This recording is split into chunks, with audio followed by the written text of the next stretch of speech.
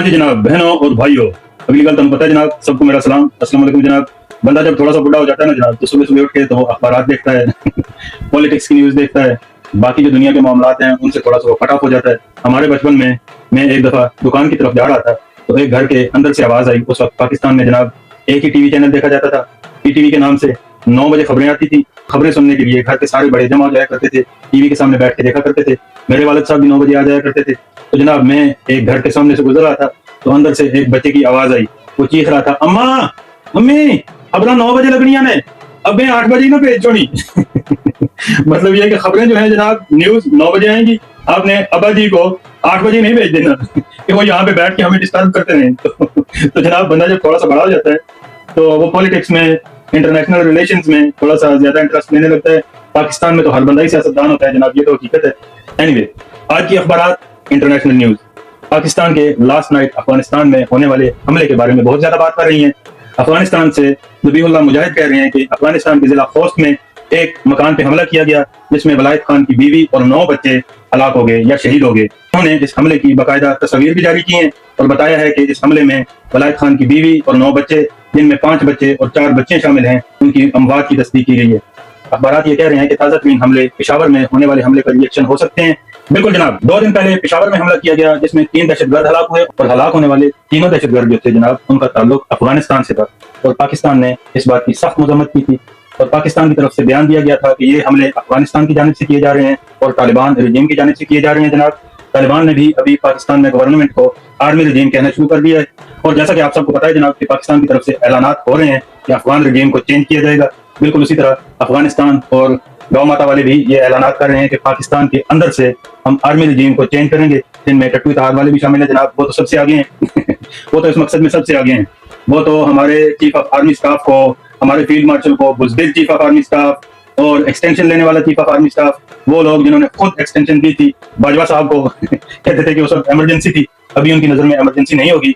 पाकिस्तान टट्टू इत्तेहाद वाले, अन्ना खुगू और गुंगा लोहार जैसे लोग जनाब अफगानिस्तान और हिंदुस्तान के बयानात को सपोर्ट कर रहे होते हैं, उनकी तायद कर रहे होते हैं जनाब। तो इसी वजह से अभी इस तरह की इतलात भी सामने आ रही हैं कि जनाब इनके मीडिया के पीछे और इनके बयानात के पीछे गौ माता वालों का हाथ भी हो सकता है और तालिबान भी शामिल हो सकते हैं, क्योंकि अन्ना खुगू साहब जो है वो जनाब भाग के अफगानिस्तान से गए थे पाकिस्तान से उन्होंने बॉर्डर क्रॉस किया था अफगानिस्तान में, और अफगानिस्तान से फिर फ्लाई करके तो इंग्लैंड गए थे। इमरान रियाज की बात कर रहा हूँ, तो डेफिनेटली उनके ताल्लुकात थे वहां पे, तो तभी गए थे ना। मेरे जैसा बंदा तो नहीं जा सकता भाई तालिबान के साथ बात करने को और उनके साथ बैठने को पाकिस्तान टट्टू इत्तेहाद की जानिब से बहुत बारी कहा भी गया जनाब। लेकिन अभी ताज़ा तरीन ज़िमनी इलेक्शन के बाद, स्पेशली हरिपुर से NA-18 से उमर अयूब साहब के हारने के बाद, पाकिस्तान टट्टू इत्तेहाद वालों को ये एहसास हुआ है कि जनाब अवाम उनके पीछे इस तरह से नहीं खड़ी जिस तरह के पहले खड़ी थी और जिस तरह वो सोच रहे थे। हर बंदा अपने अपने मोहल्ले में देखे जनाब, हमारे मोहल्ले में, हमारे इलाके में 3 बड़े टट्टू थे जनाब PTI इत्तेहाद के, जिनमें से आज कोई भी बंदा ओपनली उनको सपोर्ट नहीं कर रहा। तो वो टाइम नहीं रहा जनाब, वो वक्त नहीं रहा। इनको एहसास हो रहा है आहिस्ता आहिस्ता, तो इंशाल्लाह जल्दी एहसास हो जाएगा कि ये जो बात करते हैं बैठ के, ये दुश्मन के बयानिए को तक़वियत दे रहे होते हैं, अफगानिस्तान के बयानिए को तक़वियत दे रहे होते हैं, जो कि पाकिस्तानी गवर्नमेंट को आर्मी रजीम के नाम से बुलाते हैं और ये दावा करते हैं कि पाकिस्तान में आर्मी रजीम को चेंज किया जाएगा। पाकिस्तान की गवर्नमेंट की जानिब से कहा जाता है कि तालिबान रजीम और तालिबान रजीम को चेंज करने के और मुखालिफ ग्रुप के मुख्तलिफ इलाकों पर कब्जा करने के दावे किए जाते हैं और इतलात सामने आई हैं इस तरह की। लेकिन PTI या पाकिस्तान टट्टू इत्तेहाद के लोग ओपनली, सरेआम, खुलेआम हमारे फील्ड मार्शल को बुज़दिल फील्ड मार्शल कह के, हमारी आर्मी को मस्जिदों में कुत्ते बांधने वाले कह के, नमाजियों को कंटेनरों से नीचे फेंकने वाले कह के पर्देबाज का कोई काम हो सकता है, लेकिन इसमें पूरी फौज डेफिनेटली शामिल नहीं है। हमारी फौज को सलूट है, हम अपनी फौज की कदर करते हैं, लेकिन ये लोग जो हैं ये दुश्मन के बयानिए को तक़वियत दे रहे होते हैं जनाब। लेकिन इलेक्शन हारने के बाद इनको ये एहसास हुआ है कि हम जो कुछ कर रहे हैं वो सक्सेसफुल नहीं होगा, अवाम हमारे पीछे उस तरह से खड़ी नहीं है। तो आज अगर आप इनका मीडिया देखें तो आज जनाब आप देखेंगे कि ये उस तरह खुल के आर्मी के अगेंस्ट बात नहीं कर रहे। आज अन्ना खुगू साहब ने ये नहीं कहा कि फील्ड मार्शल साहब के इतने दिन रह गए, 5 दिन रह गए या 4 दिन रह गए। आज वो डायरेक्ट खबरों की तरफ आया और पेशावर में शहीद होने वाले आर्मी के जवानों की नमाज जनाजा में अफरीदी साहब ने, CM पख्तूनख्वा अफरीदी साहब ने शिरकत भी की। तो इसका मतलब है कि उन्हें आहिस्ता आहिस्ता समझ आ रही है कि जनाब हम जो हरकतें कर रहे हैं वो दुश्मन के बयानिए को तक़वियत देने वाली बात है। तो इससे वो आहिस्ता आहिस्ता साइड पे हो रहे हैं जनाब। उन्हें ये भी समझ आना शुरू हो गई है कि अवाम इस बयानिए में हमारे साथ नहीं है, तो इस वजह से जनाब उन्होंने आहिस्ता आहिस्ता अपना बयानिया तब्दील करना शुरू कर दिया है। यही बात है जनाब।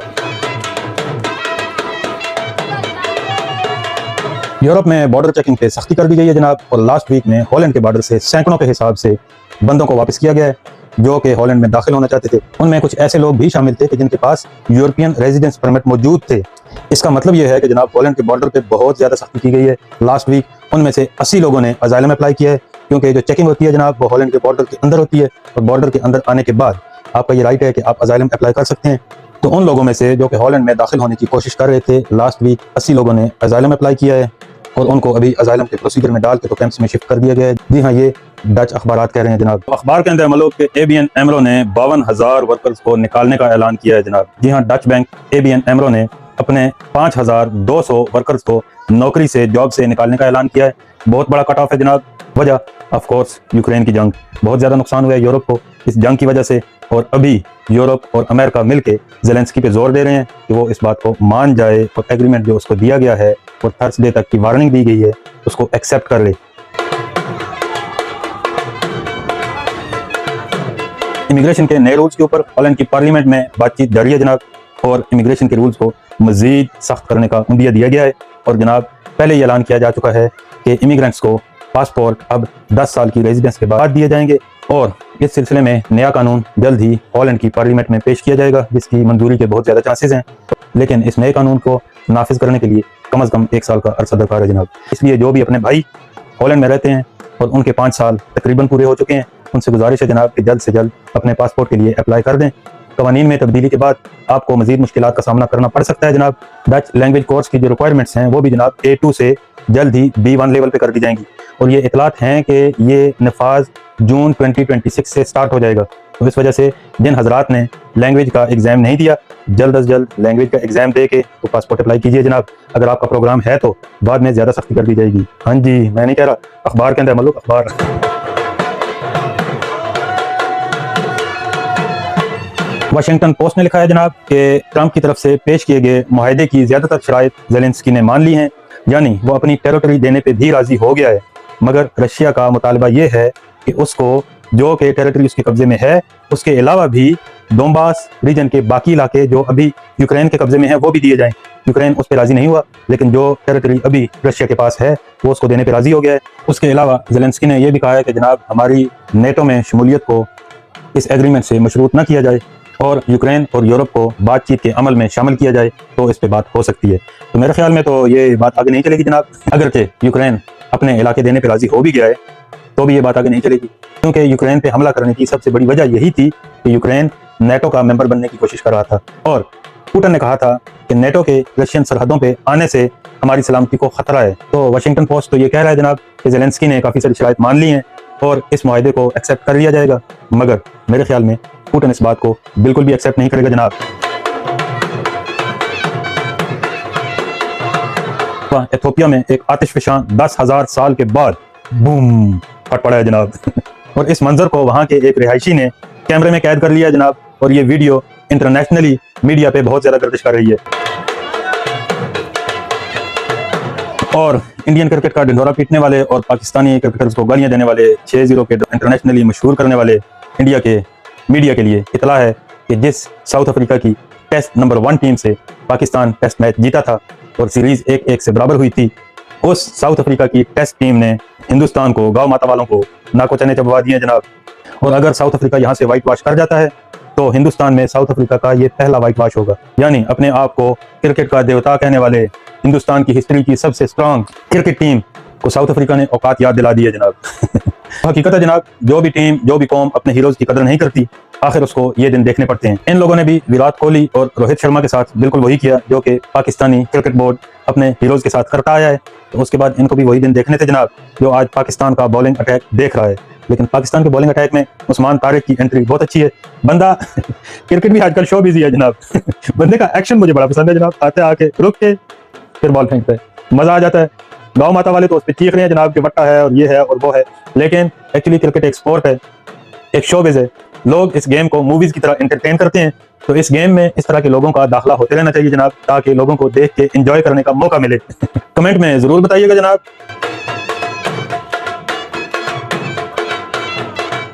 अखबारात के मुताबिक अफगानिस्तान और ईरान से 6,000 मुहाजिरीन को इकट्ठे अफगानिस्तान रिपोर्ट कर दिया गया है। अफगानिस्तान गांव माता वालों के साथ मिलकर बातें तो बड़ी बड़ी कर रहा है, मगर इकोनॉमी पे बर्डन तो पड़ेगा जनाब। उन्होंने ऐलान किया है कि हम कोयला अब पाकिस्तान भेजने की बजाय कजाकिस्तान भेजेंगे और वहां से पैसा कमाएंगे, लेकिन इतने ज़्यादा मुहाजिरीन को संभालना ईजी नहीं होगा जनाब। ये बात सिर्फ कोयले से नहीं चलेगी। अफगानिस्तान के वजीर अभी भी हिंदुस्तान में है, पैसे मांग रहे हैं हिंदुस्तान कोशिश कर रहा है कि उनको मदद दी जाए, लेकिन कब तक। आखिरकार आप भी देखिएगा जनाब, ये खोती वापस अपने घर में ही लौटेगी, पाकिस्तान के आगे हाथ जोड़ेगी और ये अफगान रजीम जो है, तालिबान रजीम, या तो ये अपना सर झुकाएंगे और या ये रजीम चेंज होगा और वहाँ पे नई गवर्नमेंट आएगी जनाब, इंशाल्लाह। इस बात के लिए दुआ कीजिएगा। पाकिस्तान जिंदाबाद, पाकिस्तान आर्मी पाइंदाबाद। फील्ड मार्शल को मेरा सलूट और बाकी सबको मेरा सलाम। फिर मुलाकात होगी जनाब।